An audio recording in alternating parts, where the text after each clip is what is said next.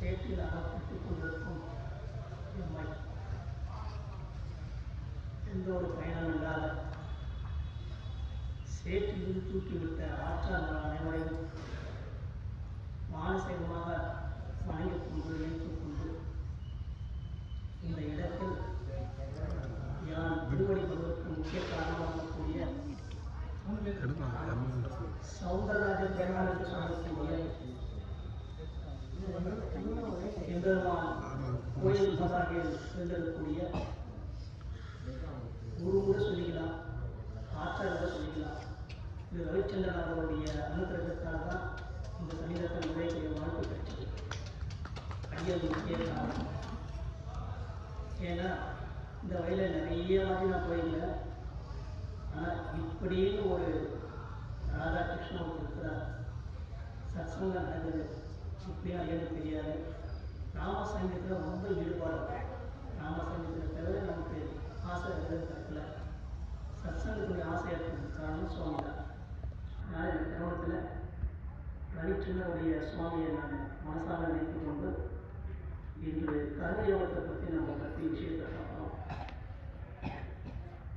எல்லா யோகங்களையும் சிறந்தது, அதாவது நம்ம எல்லா இடத்துலையும் பார்த்தீங்கன்னா இதை விட்டுடு அதை விட்டுடு, நீ சன்னியாசா போயிடணும், வீட்டில் இருக்கிற எல்லா விஷயத்தையும் விட்டுடணும், இப்படிதான் நம்ம நிறைய விஷயம் நம்ம பேசணும், தவறுதெல்லாம் பேசணும். பௌத்த மதம் என்ன சொல்றதுன்னா ஆசைகளை எல்லாம் விட்டுணும். எல்லோருமே ஆசைகளை விட்டுட்டா அப்ப தனக்குன்னு உண்டான மனைவி குழந்தைகளை யார் பார்ப்பாங்க? அவளை யார் ரட்சிக்கணும்? அவளுக்கு தேவையான அவளுடைய வழி நடத்துவது யார்? அவளுக்கு ஒரு உயர்ந்த ஸ்தானத்தை கொடுக்கறது யார்? அப்ப கர்மங்களை செய்து கொண்டுதான் ஆகணும்.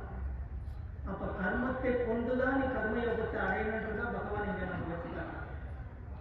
யாரும் சன்னியாசியா போக வேண்டாம், யாரும் எதையும் துறக்க வேண்டாம். அவரவரோட கடமைகளை அவர்கள் செய்து கொண்டே தான் இருக்கும். ஆனால் செய்வது எப்படின்னா கர்மயோகமா செய்து கொண்டிருக்கிற உபாயத்தை ஏற்படுத்திக் கொள்ள வேண்டும் என்ற ஒரு உயர்ந்த ஒரு நிலையை தான் நமக்கு இந்த இடத்துல கர்மயோகத்தை பற்றி நம்ம பேசுகிறோம். ஆனால் கர்மயோகத்தில் பார்த்தீங்கன்னா பகவான் ஞானத்தை பற்றி இப்போ சுவாமி சொன்ன மாதிரி நம்ம ரவி சுவாமி சொன்னா இருப்போம்.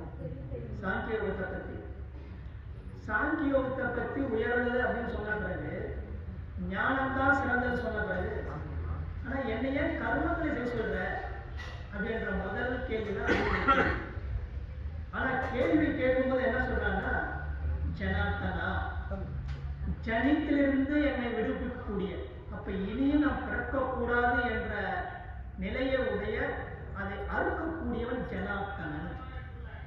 அப்படிப்பட்ட என்னை ஜனித்திலிருந்து விடுபடக்கூடிய ஜனார்த்தனா. இரண்டாவது நாமத்தை சொல்லும்போது கேசி என்ற அசுரனை அழிக்கக்கூடிய, அசுத்தங்களை எல்லாம் தோற்கடித்து தூய்மையான ஒரு நிலையை ஏற்படுத்தக்கூடிய, அதாவது எல்லோருக்கும் துக்கங்கள் ஏற்படக்கூடிய அந்த அசுரனால் ஏற்பட்ட துக்கங்களை எல்லாம் கலைஞ்சலையா. அதனால கேசி கேசவா அப்படின்றது. ஆனால் அந்த கேசவான்றது இந்த ஒரு ஸ்டெப் இன்னும் மேலே போனோம்னா நம்ம இன்னைக்கு சொல்றோம் இல்லையா, சிருஷ்டி ஸ்திதி லயம். அப்ப சிருஷ்டிக்கு அதிபதி பார்த்தீங்கன்னா பிரம்மா, ரட்சித்தல் அப்படின்னு பார்த்தீங்கன்னா விஷ்ணு, மூன்றாவது நிலையில பார்த்தீங்கன்னா அழித்தல் அப்படின்னா நம்ம என்ன பண்றோம் இன்னைக்கு ருத்ரன்னு சொல்றோம். எல்லாருமே இது என்ன சொல்றாங்க, மூன்று விதமான விஷயங்கள், அதாவது படைத்தல் காத்தல் ரட்சித்தல், இந்த மூன்றுவனுக்கும் அதிபதியாக இருக்கக்கூடியவன் தான் இங்க கேசவன். அப்ப முப்பெரும் தொழிலுக்கு செய்யக்கூடியவனுக்கு அந்தரியாம இருக்கக்கூடியவன் கேசவன். அதனாலதான் ஆதி அப்படின்னு சொல்லுது. ஜெகத்துக்கு மூல காரணமாக இருக்கக்கூடிய அனைத்துக்கும் காரணமாக இருக்கக்கூடிய இருப்பதனால தான் கேசவன். அதாவது மும்மூர்த்திகளுக்கும் தான் தலைவனாக இருக்கக்கூடிய ஒரு விஷயம். மூன்று தொழில்களை செய்யக்கூடிய அவளுக்கும் அந்த நினைவு, இப்படி செய்யணும் என்று சொல்லணும் இல்லையா, செய்யும் சொல்லணும் இல்லையா, அதை செய்ய சொல்லக்கூடிய தூண்டக்கூடிய அந்த எல்லா நிலைகளையும் ஏற்படுத்தக்கூடிய ஞானத்தை கொடுக்கக்கூடியவன் அந்தர்யாமி நானே. அப்படிப்பட்டவன் கேசவன். அதை ரெண்டு நாமத்தை பற்றி நம்ம ரொம்ப வசதியாக சொல்லிடலாம். அதனாலதான் கேசவான்னு சொன்னா தன்னுடைய எல்லா அனிஷ்ட நிவர்த்திகளும் போயிடுன்னு சொல்றான். அப்படிப்பட்ட கேசவன் என்று சொல்லக்கூடிய நாமத்தை சொல்றான். ஆனா ஞானத்தை பற்றியே சொல்லும் போது, மீண்டும் கர்மயோகத்தை சொல்லும் போது நமக்கு குழப்பமாயிடுது இல்லையா. அப்படின்ற விஷயம் தான் சந்தேகம் ஏற்பட்டது.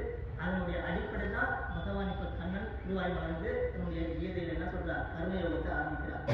2 யோகம் செய்யலாமா? தகுதி உள்ளவர்களுக்கு 2 பேர் பிரிக்கிறார். ஞான யோக சக்தி உள்ளவர்களுக்கு ஞான யோகம் செய்யலாம். அதை செய்ய தகுதி இல்லாதவர்கள், அதாவது இந்திரியங்கள் தன் வசத்தில் வைத்துக் கொள்ள முடியாதவர்கள், அப்படின்னும் போது இந்திரியங்கள் கட்டுப்பாடு என்று ஓடுது இல்லையா, அப்ப அதை என்ன பண்ணணும், க்ளோஸ் பண்ணணும். இந்திரியங்களை கண்ட்ரோல் பண்ண முடியாது. ஆனா உங்களுடைய கடமைகளை செய்து கொண்டே இருந்து அது கர்மயோகமாக மாறும் வரை அந்த நிலையை நீ அனுஷ்டானம் செய்துக்கணும். அதனால கர்மயோகத்தின் பிரிவு 2ஆ பிரிக்கிற. சாங்கிய யோகத்தை சக்தி உள்ளவர்களுக்கு சாங்கியம் செய்யலாம். அதை சக்தி இல்லாதவர்களுக்கு கர்மயோகத்தை நீ கர்மங்களுடைய நிலையில் செய்து கொண்டு ஒரு நிலையில அதை பற்றட்டு செய்யும் போது கர்மயோகமாக மாறுகிறது. இந்த 2 நிலையை பற்றி பகவான் சொல்றார். ஆனா இப்படி சொன்ன பிறகு என்ன ஆயிடுச்சுன்னா, கர்மயோகத்தை செய்யணும்னா அதுக்கு முதல் ஸ்டெப் என்ன பண்ணணும், தனக்கு விதிக்கப்பட்ட கடமைகளை செய்யணும், கர்மங்களை செய்யணும். அப்ப அந்த கர்மங்களை செய்தாதான் நீ கர்மயோகத்தை அனுஷ்டானம் பண்ண முடியும். நான் கர்மங்களை எல்லாம் செய்ய மாட்டேன் அப்படி அடம்பிடிச்சின்னா நீ என்ன பண்ண முடியாது, கர்மயோகத்தை நீ செய்யவே முடியாது. அப்ப நிஷ்கர்மங்களை உன்னால செய்ய முடியாது. அர்ஜுனா முதல் ஸ்டெப். நான் எல்லாத்தையும் விட்டு போயிடுறேன். இன்னைக்கு கூட நான் பார்த்தீங்கன்னா வீட்டில் பார்த்தீங்கன்னா வீட்டில் வந்தாலும் பிரச்சனைப்பா, கிட்ட பட முடியல, குழந்தைகிட்ட பட முடியல, அவங்களுக்கு இதை விட்டு எங்கன்னா ஓடி போயிடுன்னு சொல்றேன். ஆனா சொல்றானே தவிர வீட்டை விட்டு போன பாடு கிடையவே கிடையாது. திரும்ப மீண்டும் மீண்டும் என்ன பண்றான், அந்த வீட்டுக்குள்ளதான் அகப்பட்டு கொள்கிறான்.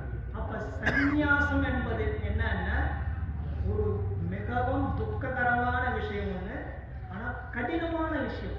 அதனால அது முடியாத ஒரு விஷயமானது கூடாது. அப்ப சந்நியாசத்தை தொடர்ந்தால் மட்டும் உனக்கு என்ன இடத்துல உனக்கு மனசாந்தி ஏற்படுமா? ஆகாது. அதனால சந்நியாசம் என்பது கூடாது. அப்ப 2 விஷயத்தை சொல்றா, கர்மங்களை செய்தாக வேண்டும். இங்கதான் நம்ம நல்லா தெரிஞ்சுக்கணும். அவரவர்களுக்கு விதிக்கப்பட்ட கர்மங்கள் சம்சார பந்தத்துல கண்டிப்பா செய்தாகும். இதுல எந்த ஒரு மாற்றம் இருக்கக்கூடாது. அப்படி மாற்றி இருந்தா பின்னாடி சொல்றார் பகவான், கபடதாரின்னு சொல்லக்கூடாது. அப்ப என்னன்னா அவங்க கர்மங்களை செய்தாக வேண்டும். அந்த கர்மங்களுடைய முதிர்ச்சியினால கர்மயோகமா நீ மாற்றிக்கொள்ள வேண்டும். அப்ப கர்மயோகம் தன்மை என்ன ஆகுன்னா, செய்யும் போதே அதை பற்றின்மையை கொஞ்சம் கொஞ்சமா ஏற்படுத்தினா கர்மயோகமாக மாறுகிறது. சந்நியாசம் என்பது கூடவே கூடாது. கிரகஸ்தல் இருந்து கொண்டே நீ என்ன பண்ணணும், அந்த சந்நியாசத்துவத்தை ஏற்படுத்திக் கொள்ளக்கூடிய நிலையை ஏற்றுக்கொள்ளணும். அப்ப 2 விஷயத்தை இங்க பகவான் நம்ம சொல்றார். என்ன விஷயம் பார்த்தீங்கன்னா, சந்நியாசம் என்பது கூடாது. அப்படி நீ ஏற்பட்டு கொண்டால் உனக்கு மனசாந்தி என்பது ஏற்படாது. சித்தி அடைய முடியாது என்றார். சித்தின உயர்ந்த அந்த பக்குவ நிலையை அடைய முடியாது ஒன்று. ஆனா இப்படி இருக்கும்போது நான் சன்னியாசம் ஏற்படுத்தின கர்மங்களை செய்ய மாட்டேன் அப்படி இருந்தீங்கன்னா ஒரு க்ஷணம் கூட உன்னால இந்த பிரகிதியில ஒரு செயலை கூட செய்யாம இருக்க முடியாது. ஏன்னா உன்னுடைய இந்திரியங்கள் அப்படிப்பட்ட ஸ்மெல், வாசனை உடையது. ஏதாவது ஒரு பொருளை பார்த்துட்டாலோ ஏதாவது ஒரு விஷயத்தை கேட்டாலோ என்னாகும், பிரகிதியினுடைய குணங்களால ஈர்க்கப்பட்டு அந்த நிலையிலேயே அந்த விஷயங்களானது ஆரம்பிக்கப்படுகிறது. அப்போ ஒரு க்ஷணம் கூட பார்த்தீங்கன்னா இந்த பிரகிதி மண்டலத்தில் இருக்கும்போது ஒரு செயலோட செய்யாம இருக்கவே முடியாது. அப்படிப்பட்ட உயர்ந்த நிலையில இருப்பதனால நீ இந்த குணங்களால வசப்பட்டு கொண்டதுனால குணங்களே உன்னை என்ன பண்ணாங்க, உன்னை டிஸ்டர்ப் பண்ணிடும். குணங்களை உன்னை டிஸ்டர்ப் என்ன பண்ணும், அந்த செயலை செய்ய தூண்டிவிடும். அதனால இந்த இடத்துல உயர்ந்த அந்த விஷயங்களை சொல்லிட்டு நான் எல்லாமே என்னுடைய இந்திரியங்கள்லாம் என்னுடைய வசத்தில் வைத்துக் கொள்கிறேன், நான் எதையும் செய்யறதில்லை. அது மட்டும் இல்லை, உயர்ந்த அந்த மனசனால அப்படின்னா வெளிப்புற தோற்றங்களுக்காக இந்த அவயங்களை மாற்றிக்கொண்டு உள் அகம் என்று சொல்லக்கூடிய மனசுல எல்லா விஷயங்களையும் அனுபவித்துக் கொள்கிறான். அப்படிப்பட்ட நிலைய உடையவன் கபடன், மித்தியா அப்படி நம்ம பகவான் கண்டிக்கிறார். கண்டிக்கின்றதில்லை, நம்மளை உயர்ந்த நிலைக்கு உயர்த்துவதற்காக கண்டிப்பு நம்ம இடத்துல எடுக்கிறதுல. ஆனால் நம்மளை என்ன பண்ற பகவான், இது கூடாது, இதற்கு மாறாக இந்த விஷயங்களை எல்லாமே என் விஷயமாக, அப்படின்னா என் விஷயம் என்ன, மனத்தினால் விஷயங்களை எல்லாம் தெரிந்து கொண்டு, அதாவது நம்ம இப்போ திருப்பால் நாட்டில் தான் கொடுது வாயினால் பாடி மனிதனால் சிந்தின்றார்.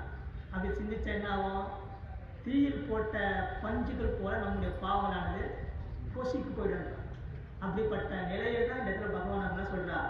இப்படிப்பட்ட இந்திரியங்களை கொண்டு என் விஷயமா நீ ஏற்படுத்திக் கொள்ள வேண்டும் என்ற நிலையை தான் பற்று நிலையை ஏற்படுத்துகிறார். ஆனா இப்படி சொன்ன உடனே என்ன ஆயிடுச்சுன்னா, உன்னுடைய கடமை நீ செய்து கொண்டிருக்கும், உனக்கு விதிக்கப்பட்ட அந்த கடமையில நீ செய்து கொண்டிருக்கணும். ஆனா அப்படி செய்ய மாட்டேன்னு சொன்னீங்கன்னா, இந்த சரீரத்தை நீ காப்பாற்றுவதற்காக சில கர்மங்களை செய்தாகணும். காலையில இருந்தோன்னு என்ன பண்ணணும்? ப்ரஷ் பண்ணணும், உன்னுடைய அத்தியாவசியம் பண்ணணும். பண்ணலாம் என்ன ஆகும்? இன்னைக்கு காலையில எல்லாம் பார்த்தீங்கன்னா ஒரு மோஷன் பண்ணுற சந்தோஷம் அடையாது. ஏன்? புத்துணர்ச்சி கிடைக்குது. அப்படி போயிட்டு வந்தோன்னா ஹாப்பியாக தான். அது உள்ளதை வரை அவங்க பின்னாடி பெரிய பாரமாகவே இருக்கு. அப்போ அன்றாட உன் சரீரத்தை கூட நீ என்ன பண்ணணும்? பேணி அதை காக்கணும். அப்படி பேணி காக்கணும் என்ன ஆகுன்னா, இந்த சரீரமே உனக்கு பாரமாயிடுங்க. அப்போ சரீரத்துக்கு உண்டான கர்மங்களை நீ செய்யணும் அப்படின்னும் போது இந்த இடத்துல இந்த கர்மங்களை நீ ஆற்ற வேண்டியது என்ற நிலையை நம்ம சொல்றா. ஆனா அந்த விஷயங்களானது எண்ணத்தின் பொருட்டு நீ செய்தீங்கன்னா உனக்கு உயர்ந்த க்ஷேமம். ஆனா உன் பொருட்டு செய்தீங்கன்னா அது என்ன கர்மங்களை பந்தப்படுத்தும், வேற ஒன்றும் இல்லை. அதனால என்ன பண்ணாருன்னா, இந்த ஜெகத்தை படைக்கும் போது என்ன ஆயிடுச்சுன்னா, பிரம்மதேவர் சிருஷ்டி பண்ணும் போது நமக்கு உண்டான சில விஷயங்களும் கிடைக்கணும் இல்லையா? என்ன விஷயம் கிடைக்கணும்? ஆகாரம் கிடைக்கணும், அது மட்டுமல்ல தண்ணீர் கிடைக்கணும், அது மட்டுமல்ல விளை நிலையங்கள் கிடைக்கணும், அது மட்டுமல்ல சுற்றமான காற்று வேணும், அது மட்டுமல்ல சமைப்பு அதை சாப்பிடுவதற்கு அக்னி வேணும். அப்ப இதெல்லாம் நமக்கு தேவைப்படுது இல்லையா? அப்ப இது எல்லாம் என்ன பண்றாங்கன்னா, எல்லாம் ஒட்டுமொத்த ஒரு யாகத்துல எஞ்சத்துல வச்சு அந்த எஞ்சத்திலையும் கர்மங்களையும் சேர்த்துதான் லோகத்தை படைச்சாங்க. அப்போ உங்களுக்கு தேவையான விஷயங்கள் எல்லாம் எஞ்சங்களை பண்ணி அதுல இருந்து உண்டான விஷயம் என்ன பண்றீங்க? திருப்தி பண்ணீங்க. அப்போ அதனாலதான் இன்னைக்கு பாத்தீங்கன்னா பவித்திர உற்சவம்லாம் பண்றா, எஞ்சங்களை பண்றா, மழை பெய்யல என்ன பண்றா, நீங்க வருண யாகம் பண்றா. இப்படி ஒவ்வொரு யாகங்களை பண்றதுன்னா அந்தந்த தேவதைகளை நீ என்ன பண்ணா அதில் கிடைக்கக்கூடிய ஆவிர்வாவங்களை கொண்டு அவர்களுக்கு உண்டான அந்த பிரசாதத்தை கொடுக்கணும்ன்றா. அப்படி கொடுத்தீங்கன்னா அவர்கள் என்ன பண்ணுவா? திருப்தி அடைந்து நமக்கு கிடைக்க வேண்டிய அந்த எல்லா நிலைகளையும் ஏற்படுத்துவா என்ற நிலையை தான் இந்த இடத்துல பார்த்தீங்கன்னா தேவர்களுக்கும் நமக்கு ஒரு பரஸ்பரஸ்த ஒரு லிங்க் ஏற்பட்டுட்ட. நமக்குள்ள லிங்க் என்ன? ரெண்டு பேரும் பரஸ்பரமா இந்த லோகத்துல இஷ்டம், உங்களுக்கு வேண்டிய எல்லா இஷ்டங்களையும் நீங்க அனுபவித்துக் கொள்ளுங்கள், அதை எல்லாமே பெற்றுக் கொள்ளுங்கள் அப்படின்ற தேவர்களுக்கு மூலமாக பகவான் என்ன பண்றா? அவர்களிடந்து அந்த விஷயத்தை கொடுத்து அவர்களை கொண்டு நாம் அதை இஷ்டங்களை நாம் அனுபவிக்க வேண்டும் என்று சொல்றார். ஆனா எஞ்சத்தில் மீந்திய அதை நாம் பறிவு கொண்டால் நமக்கு என்னன்னா எல்லா பாவம் நம்மளை விட்டு விடுபடலாம். இந்த இடத்துல தான் பகவான் நமக்கு முக்கியமா சொல்றா. எல்லா பிராணிகளும் பார்த்தீங்கன்னா அன்னத்திலிருந்து தான் உண்டானது, இதை மறுக்கவே முடியாது. ஏன் நமக்கு என்னென்ன அந்த விஷயத்தை பகவான் இங்க கண்டிக்கிறான்னு பார்த்தீங்கன்னா, ஒரு ஆணும் பெண்ணும் சேர்ந்தா ஒரு குழந்தை ஒரு ஜீவன் உற்பத்தி ஆகும் அப்படின்னு சொல்றோம். ஆனா உண்மையான நம்முடைய நிலையில பார்த்தீங்கன்னா அன்னத்திலிருந்து தான் எல்லா பிராணிகளும் உண்டாகிறது. இதை நம்ம எப்படி கை கூட பார்க்கலாம் பார்த்தீங்கன்னா, நம்ம சமைக்கக்கூடிய அந்த அரிசிக்குள்ள பார்த்தீங்கன்னா கொஞ்ச நாள் ஆச்சுன்னா அது வந்து புழுகள்லாம் வருது. அப்ப அரிசிக்குள்ள இருந்து புழு வரதுக்கு என்ன காரணம்? அங்க ஒண்ணுமே நடக்கலையே. நம்ம எடுத்துட்டு என்ன பண்ணோம்? அரிசியையும் போட்டுருக்கோம், கொஞ்ச நாள் ஆயிடுச்சு. அந்த ஆனத்துல என்ன ஆயிடுச்சு? அரிசியிலிருந்து புழுக்கள்லாம் உண்டாகுது, ஜீவன்கள்லாம் உண்டாகுது. அந்த ஜீவன் எதனா ஒரு அந்த செயற்கை ஆச்சா இல்ல ஒரு மாறுபாடு அடைந்ததா? ஒண்ணுமே இல்லையே. அப்ப இது என்ன ஆகுதுன்னா ஆகாரம் என்ற அந்த ஒரு நிலையிலிருந்து தான் இந்த உடலுக்கு உண்டான எல்லா நிலைகளுக்கும் நம்ம ஏற்படுகிறது. அப்ப அன்னத்தில் உண்டான ஆகாரத்தை கொண்டுதான் எல்லாம் உண்டாகிறது. ஆனா அந்த அன்னம் கிடைக்கிறன்னா அதுக்கு உண்டான மழை வேண்டும். மழை உண்டாகணும்னா அது தேவையான எஞ்சம் பண்ணணும். எஞ்சத்திலிருந்து தான் எல்லா கர்மங்களும் உண்டாகுது. அந்த கர்மங்கள் செய்வதற்காக நம்ம சரீரம் கொடுத்தது. இது எல்லாமே ஒரே லைன். இப்படிப்பட்ட கர்மங்களானது அந்த எஞ்சமானது எங்கிருந்து உண்டானது? பிரம்மத்தில் உண்டானது. அந்த பிரம்ம எங்க உண்டானது? பரபிரம்மத்தில் உண்டானது. அந்த பரபிரம்மத்தை கொண்டு நித்தியம் என்ன பண்ணோம்? எல்லாமே உள்ளாடிச்சு. அடுத்த நிலை அப்போ இந்த ஒரு சக்கரம் தான் நம்முடைய ஜகத்தை என்ன பண்ணுது, சுழன்று கொண்டிருக்கிறது. இதை யார் ஒருவன் ஸ்ரத்தையாக செய்து கொண்டால் அதை அதில் மீண்டு கொள்ளலாம். ஆனா அசரத்தையா இதை விட்டான்னா அவன் லோகத்தில் என்ன பண்றான், உண்மையான அந்த நிலையை விட்ட தொட்டு பாவமான, அதாவது இந்த பாவங்களை உண்டு பண்ணக்கூடிய வாழ்க்கையை அவனுக்கு ஏற்படுத்திக் கொள்கின்றான். அதனால வீணாவே என்ன பண்றான், லோகத்துல வீழ்ச்சி அடைஞ்சிடறான், கெட்டு போறான் வீணாகவே என்ற நிலைதான் இந்த பகவான் சொல்றான். ஆனா அதிலிருந்து மீண்டு வந்தவன் பார்த்தீங்கன்னா இந்த லோகத்துல பார்த்து தன் ஆத்மாவிலே இன்புற்று அதிலேயே சந்தோஷம் அடைந்து அதிலேயே திருப்தி கொண்டனா இருப்பதனால அவனுக்கு செய்ய வேண்டிய காரியம் ஒன்றும் கிடையாது, அவனுக்கு மற்றவர்களால் ஆக வேண்டிய காரியம் கிடையாது. அதனால என்ன ஆயிடுச்சுன்னா, அர்ஜுனா நீ செய்ய வேண்டிய காரியங்களை எப்போ ஆற்ற கடமையை செவ்வனை செய், ஆனால் பற்றிதமாக பற்று அற்று செய்து அந்த நிலைகளை உயர்ந்த நிலையை ஏற்படுத்திக் கொள். ஆனா இதுல எப்படி தெரிஞ்சுக்கிறது அப்படின்னு பார்த்தீங்கன்னா, இதிகாச பாடங்களாக நம்ம எடுத்து சொல்லக்கூடிய விஷயம், உயர்ந்து சொல்லக்கூடிய, அதாவது ராமச்சந்திர பிரபுடைய உயர்ந்த மாமா நம்ம சொல்ற இல்லையா, இன்னைக்கு சம்மந்தின்னு சொல்லிக்கிறேன் இல்லையா. அப்ப ஜனகர், அப்ப ஜனகனுடைய என்னதான் யார் என்ன பண்றா, சீத்தைய தன்னுடைய உயர்ந்த பத்தினியாக இருக்கக்கூடிய அந்த ஜனகர் எப்படி இந்த லோகத்துக்கு எல்லா கர்மங்களையும் பற்றின்றி செய்தாரோ அதே போலதான் இந்த இடத்துல என்ன பண்றா, உயர்ந்த கர்மயோகியா இருக்கக்கூடியவர் அவரை பார்த்து தெரிந்து கொள் என்று ஒரு எடுத்துக்காட்டுறா. ஆனா அப்படி செய்யும்போது என்னன்னா, அப்படிப்பட்ட மகாத்மாக்கள்லாம் செய்து கொண்டிருப்பதனாலதான் அவர்களுடைய நிலையே இந்த லோகம் என்ன பண்ணுது, அனுஷ்டானம் பண்ணுது. அதையே நம்ம என்ன பண்றோம், எடுத்துக்கணும், நம்ம வாழ்க்கையில் நம்ம செய்து கொண்டிருக்கிறோம் அப்படின்றான். ஆனா உண்மையான கர்மயோகம் நான் தாண்டா இவ்வளவு சொல்லி என்ன பண்றாரு, இவ்வளவு விஷயம் சொல்லிதான் வந்துட்டாரு. ஆனா உண்மையான கர்மயோகி நான் தான். நான் தாண்டி கர்மங்களை பண்ணலன்னா இந்த லோகத்துல என்ன ஆகும் பார்த்தீங்கன்னா அழிந்து போடுன்றார். இன்னைக்கு கூட பார்த்தீங்கன்னா பகல் ஒன்று உண்டாகிறது, இரவு ஒன்று உண்டாகிறது. அது மட்டுமல்ல, எல்லா அவயங்களும் தானாக அது நடந்து கொண்டிருக்கிறது. இந்த கர்மங்களை எல்லாம் நான் செய்யாவிட்டால், ஆனா செய்தாலே எனக்கு ஆக வேண்டியது ஒன்றும் கிடையாது, 3 லோகத்தில் ஆக வேண்டியது எனக்கு ஒன்றும் கிடையாது. அல்லது நான் அடைய வேண்டியது என்ன ஒன்று இருக்குதா, எதிர்பார்க்குதா, அதுவும் கிடையாது.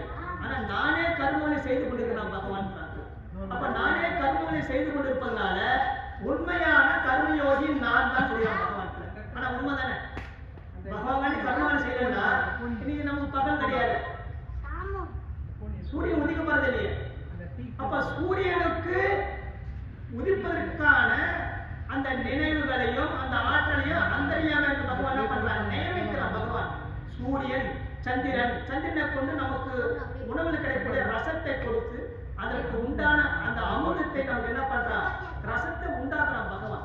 அது மட்டுமல்ல, இருக்கக்கூடிய பஞ்ச மகாபூதம் என்று சொல்லக்கூடிய எல்லா அவயங்களும் என்ன ஆகுது, அந்தரியாம இருந்து கொண்டு அவற்றையெல்லாம் பகவான் அந்த நினைவை ஏற்படுத்தி எல்லா செயலும் செய்து கொண்டிருக்கான்.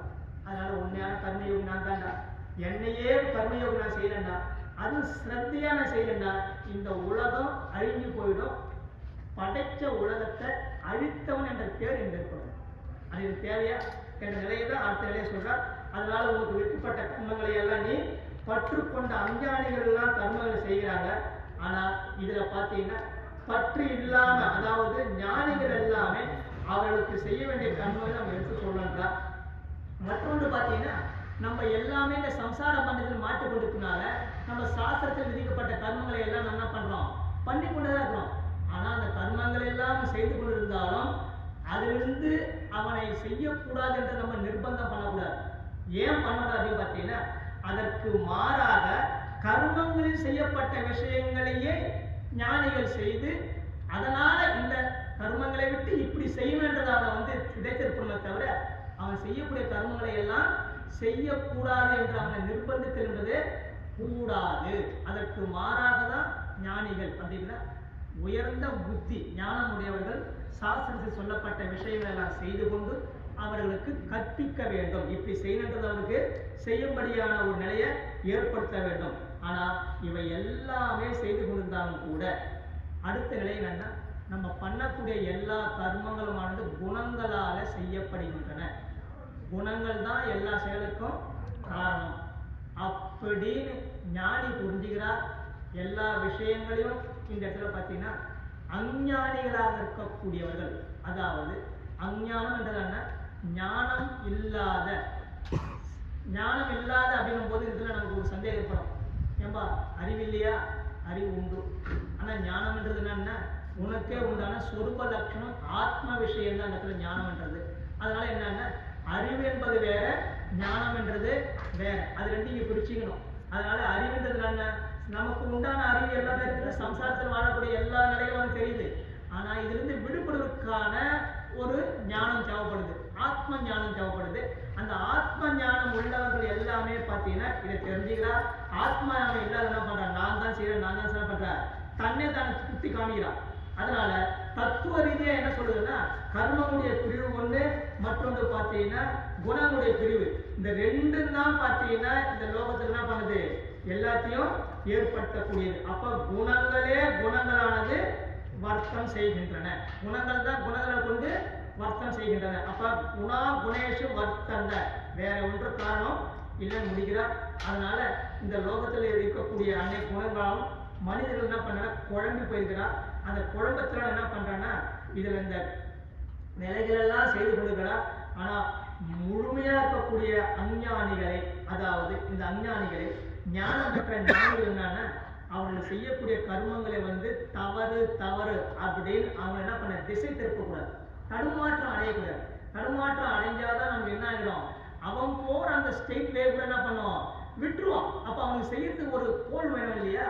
அப்ப அந்த நிலையை உண்டாக்கக்கூடிய தடுமாற்றம் செய்யாம என்ன பண்ணனா எல்லா விஷயங்களும் இந்த கர்மயோகத்துக்கு முக்கியமான அஸ்திவாரமே இந்த ஸ்லோகம் தான். மயி சர்வாணி கர்மாணி சந்நிய மத்பராக அப்படின்னா உயர்ந்து சொல்லக்கூடிய எல்லாத்தையும் எண்ணத்துல விட்டு ஆத்ம சேதசா உயர்ந்த ஆத்மை அடையணும். நிராசிய நிர்மம பூத்வா யுக்திச்ச விகத்தச்ச இப்படின்னு சொன்ன எல்லா விஷயங்களும் கர்மங்கள் என்ன பண்ற, எனக்கு அர்ப்பணம் பண்ணிட்டு என்னிடத்திலே நான் சொன்ன விஷயங்களை கடைபிடிச்சு இதையே பின்பற்றிருந்தா நீ உயர்ந்த நிலையை அடைவார். இதற்கு மாறாக நீ செய்து கொண்டால் இந்த லோகத்தில் என்ன பண்ணோம், மயக்கம் விட்டு சீரழிஞ்சு போயிடுவார். இதுதான் லோகத்தில் அடையக்கூடிய உயர்ந்த நிலை என்று சொல்லி பகவான் என்ன பண்றான்னா இந்த ஒவ்வொரு புலனுணர்ச்சியும் உண்டாகக்கூடிய விருப்பு வெறுப்பு, அதாவது இச்சா துவேஷி, இது ரெண்டிலுமே யாரும் அகப்பட்டு கொள்ளக்கூடாது. முக்கியமான விஷயம் இந்த விஷயத்துல பார்த்தீங்கன்னா விருப்பு வெறுப்புக்கு யாரும் அகப்பட்ட கூடாது. அப்படி அகப்பட்டு கொள்ளாமல் இருக்கக்கூடிய நமக்கு இரண்டு விதமான மேன்மையை, அதாவது நம்ம செல்லக்கூடிய ஞான பாதைக்கு இடையூறுகளாக இருக்கக்கூடியது. நம்ம செல்லக்கூடிய பாதைக்கு இடையூறுகள் அப்படின்னா இச்சா துவேஷம் நமக்கு இடையூறுகளா இருக்குது. அதனால இதை நீ விட்டுடணும். அப்போ உனக்கு உண்டான தர்மத்தை மட்டும் நீ செய்தா போதும். அதற்கு மாறாக மற்றவருடைய தர்மத்தை நீ எடுத்து செய்ய கூடாது. அது செய்யணும் ஆசைப்பட்டா அது என்ன கடைசியில உயர்ந்த போய் மகா பாவங்கள் செய்யக்கூடிய நிலைகளை ஏற்படுத்தும். அதனால உனக்கு உண்டான தர்மத்தை செய் அப்படின்னா இங்க நமக்கு ஒரு நல்ல ஒரு புத்தியில பகவான் காட்டார். அவரவர்களுக்கு வர்ணனம் செய்து தர்மம் ரொம்ப ஈஸி. இப்ப நான் போய் ஒரு பிராமண வேஷம் கொண்டு பிராமண வேஷத்தை கொண்டு அவருடைய தர்ம அனுஷ்டானம் பண்ணா முடியுமா? முடியாது. அப்போ ஒரு வைஷ்ணவன் போய் சத்திர தர்மத்தை பண்ண முடியுமா? இல்ல. ஒரு கோழையை போய் ஒரு போலீஸ்கார உத்தியோகம் கொடுத்துட்டு அந்த வேலையை பண்ண என்ன பண்ணுவான், உட்கார்ந்து என்ன பண்ணுவான், பிராமணர் என்ன பண்ணுவான், வேதம் ஒரு இருப்பான். அப்ப அந்தந்த தர்மங்கள் செய்யக்கூடியவர்கள் அந்தந்த நிலையை செய்தால் என்ன பண்ணணும், நமக்கு உயர்ந்த ஒரு தர்மத்தை அனுஷ்டானம் பண்ண முடியும். அதனால அவர்கள் உண்டான தர்மங்களை செய்யணும். அதற்கு மாறாக மற்றொரு தர்மங்களை நீ செய்யவே கூடாது. அப்படி செய்தா என்னன்னா அது ஒரு பயத்தை தான் உண்டாக்கும், வேற ஒரு உயர்நிலை உங்களுக்கு உண்டாக்காது. இப்படி எல்லாம் சொன்ன பிறகு இந்த இடத்துல அர்ஜுனுக்கு குழப்பமாயிடுச்சு. அதனால உயர்ந்திருக்கக்கூடிய இந்த நிலையில நீ கர்மங்களை எல்லாம் செய்து கொண்டு என்ன கர்மங்களை பலவந்தமா என்ன பண்ற அதுல செய்யின்னு சொல்ற. ஆனா நான் விரும்பா காட்டா கூட அந்த தர்மங்களை நீ ஏன் என்ன பாவத்தை செய்ய தூண்டுற என்ற விஷயம் தான் அர்ஜுனன் கேட்கிறான். அதுக்கு பகவான் சொல்றது ரெண்டு விஷயம் தான். ஒன்று காமம், மற்றொன்று குரோதம். இது ரெண்டு தான் நமக்கு எதிரிடா. இது ரெண்டுமே ரஜோகுணத்தில் உண்டானது. ஆனால் அது எப்படி இருந்து பார்த்தீங்கன்னா எப்படி நெருப்பை புகை மறைத்து கொண்டிருக்கிறதோ ஃபர்ஸ்ட் ஸ்டெப், அதை நம்ம ஈஸியாக தெரிஞ்சுக்கலாம். ரெண்டாவது ஸ்டெப்பு கண்ணாடியினால் எப்படி தூசு மறைத்து கொண்டிருக்கிறதோ செகண்ட். மூன்றாவது ஸ்டெப்பு டெப்தா சொல்றாரு. கர்ப்பத்தில் இருக்கிற குழந்தை எப்படி வந்து அந்த கர்ப்பப்பையானது மூடிக்கொள்கிறதோ, இப்படிப்பட்ட 3 நிலைகள் தான் நமக்கு என்ன பண்ணுது பத்தில இந்த அஞ்ஞானம் என்று சொல்லக்கூடிய, அதாவது இந்த 2 பேரும், அதாவது திருப்தி பண்ண முடியாத 2 பேரும் என்ன பண்றா, இவன் நம்மளை மறைத்து கொண்டிருக்கிறா. அதனால மறைத்திருக்கக்கூடிய இந்த விஷயங்களை எல்லாம் நீ தெரிந்து கொண்டு இந்த ஞானத்துக்கு எதிராகக்கூடிய இவற்றை எல்லாமே நீ விரட்டி, அப்படின்னா இந்த நிலையிலிருந்து நீ வெளியேற்றிக் கொள்ள வேண்டும். ஆனா இந்த இடத்துல நமக்கு ஒரே ஒரு விஷயத்தை நம்ம ஞாபகத்துக் கொள்ளணும். நமக்கு எதிரிகள் எல்லாமே நம்ம வெளியே பார்த்து பார்த்து பழகிட்டோம். அதனால யாரை பார்த்தாலும் இவன் எதிரி அவன் எதிரி சொல்லிக்கணும். ஆனா உண்மையான எதிரி நம்ம வெளியாரும் இல்லை, நமக்குள்ளதான் இருக்கும். அப்ப நமக்குள்ள இருக்கிற எதிரிகளை நம்ம அடையாளம் வச்சு கண்டுபிடிச்சிட்டோம்னா அதுல இருந்து நம்ம வெளியேறிட்டாவே லோகத்துல எல்லாமே சமத்துவமா பார்க்கலாம், எல்லாரும் சந்தோஷமா பழகலாம்.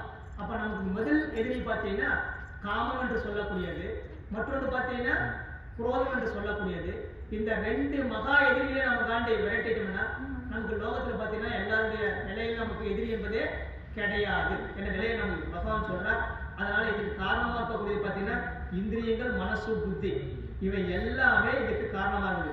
ஆனா இவை எல்லாமே எப்படி பார்த்தீங்கன்னா இந்திரியங்களை காட்டிலும் இந்திரியாணி பராணியாகும் இந்திரியப்பிய பரமனக, இதை விட ஒரு வசதி மனசு பரா புத்தி, மனசை விட புத்தி உயிர்த்தி யோ புத்தே பரதஸ்துத, இவை எல்லாவையும் காட்டிலும் இது ஆத்மா மேன்மையானவன். இப்படி யார் ஒருத்தர் தெரிஞ்சுக்கிறானோ திருப்தி செய்ய முடியாத, அதாவது திருப்தி செய்ய முடியாத அப்படின்னா அடைய முடியாத ரூபத்துல தான் இருக்குது காமம் என்று சொல்லக்கூடிய உருவமானது இருக்குது. அதனை தெரிந்து கொண்டு அவற்றிலிருந்து வெளியேறும் உபாயத்தை ஏற்படுத்திக் கொள்ள வேண்டும் என்று பகவான் கர்மயோகத்தை சொல்றார். ஆனா கர்மயோகத்தின் முக்கியமான சாராம்சம் என்ன, எல்லா கர்மங்களிலையும் நாம் பகவானுக்கு அர்ப்பணம் செய்து அதை பற்று அற்று அப்படின்னா பகவானுக்கே செய்ய வேண்டிய கிரியைகளாக அதை மனத்தை ஏற்படுத்திக் கொண்டு இந்த கர்மயோகத்தை செய்தோம்னா உயர்ந்த ஸ்தானத்தை அடையாளம் தான் பகவான் இதை சொல்றார். அந்த கர்மயோக நிலையை நம்ம முடிச்சுக்கிறோம். ஹரே ராம ஹரே ராம ராம ராம ஹரே ஹரே, ஹரே கிருஷ்ணா கிருஷ்ண கிருஷ்ணா ஹரே ஹரே.